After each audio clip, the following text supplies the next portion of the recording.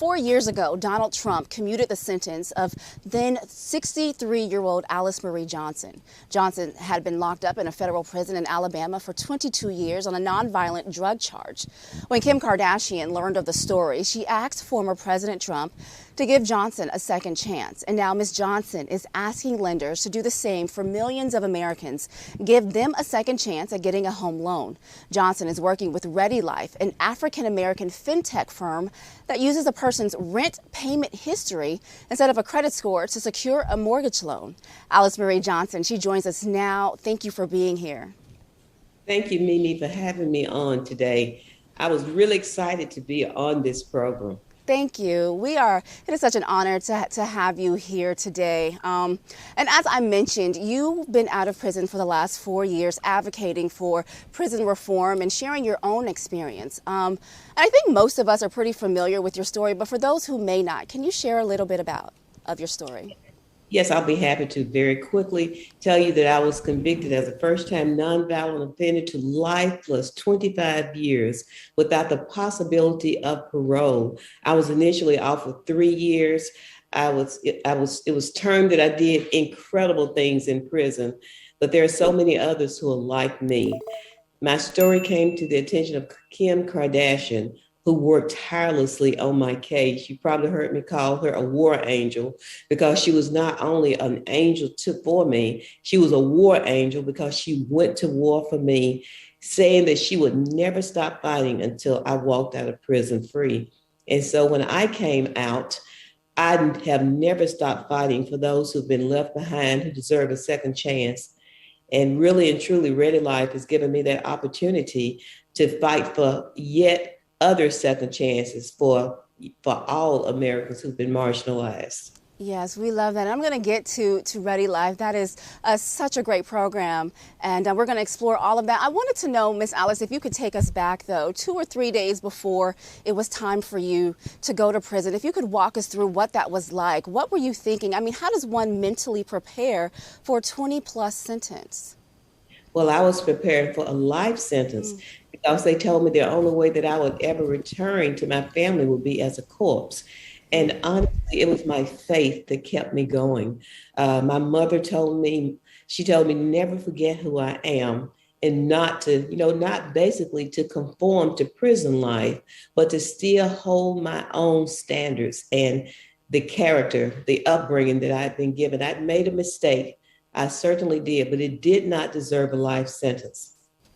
You know, not to conform to prison life. I know while you were there, you made an effort to be very active, very involved in helping others there as well. What can you say to women who may find themselves in a similar situation? What are some red flags in a relationship that a woman should look out for so that they don't fall into a similar trap?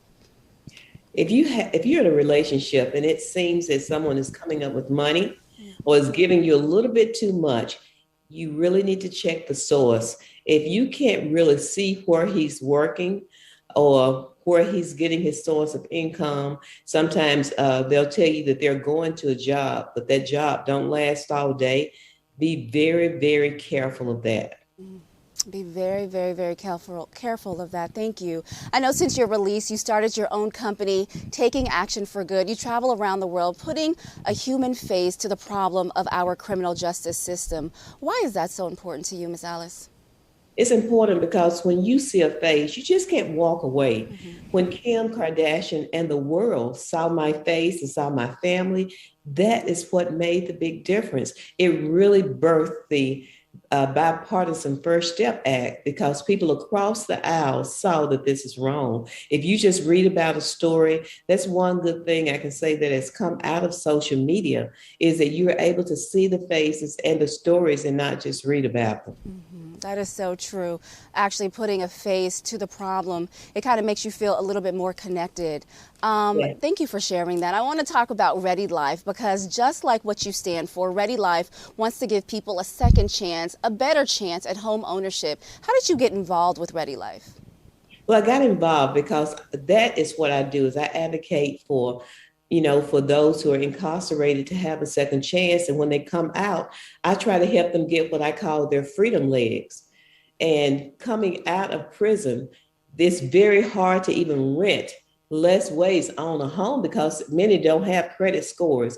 But this was an opportunity for me to broaden my work beyond returning citizens, but to our communities, our marginalized communities, to be more than a credit score. The same way that I was more than an 8-digit number, people are more than their credit score. And if they can pay rent on time, well, then they deserve an opportunity to buy a house. They've proven that I can pay my rent, but their credit scores might not be high enough. And so Ready Life basically does not base your ability to buy a home on a credit score, not even a low credit score, no credit score. Those three numbers mean nothing. What is important is that you are paying your rent on time. They're able to get a Ready Pay debit card, which lets us know that they're paying their rent on time, and they're able to apply for a mortgage. This is revolutionary. It's not a minimum score. We are not piloting a program.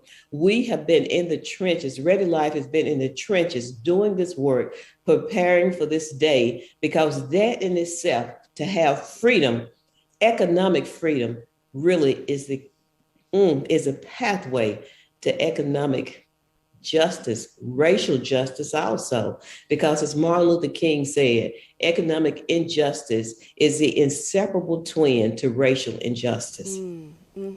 So true, Ms. Alice. Thank you for sharing that, because, you know, we know that credit scores are a major hurdle facing most Black and brown home buyers. Black people, you know, we own homes at a rate of 44% compared to 74% of white Americans. But how is Ready Life helping to tackle that disparity? What group of people is this program aimed at or designed at to help the most?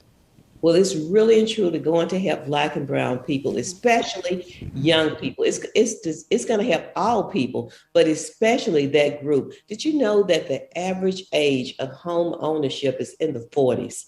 We're hoping that college students coming out of college, rather than getting into a long rental history, will have that opportunity to own a home. And also those who have been locked out of opportunities to own a home because they don't have a credit score. This is going to be revolutionary. And I just hope that everyone will take advantage of this. I have children, my grandchildren, they all have been signing up for Ready Life because they want to be the difference in their generation. They want to create generational wealth. Ms. Alice, you just said it. You're a mother, a grandmother, a great-grandmother, criminal justice reform advocate, author, spokesperson. It feels like, though, you are just getting started. Can I ask, what does second chance mean to you, and does everyone deserve a second chance?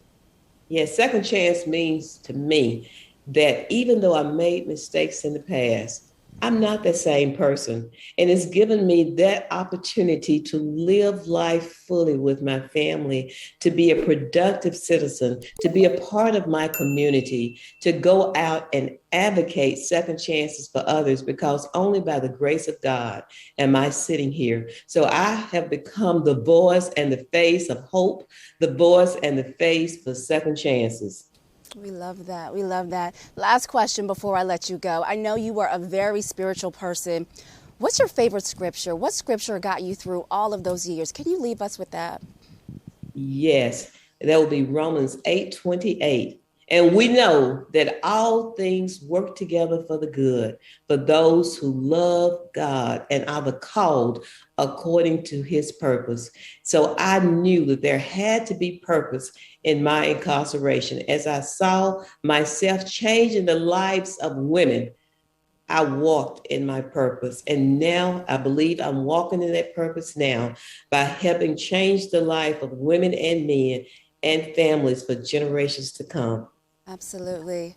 Alice Marie Johnson, thank you so much. For more information, Ready Life, please go to readylife.com. Thank you again for being here. You have blessed our spirits, and we have a lot of information to look up. Ready Life will help our soulmates out so much. So thank you for shedding light on that today. Thank you, Mimi. Really appreciate you. Thank you.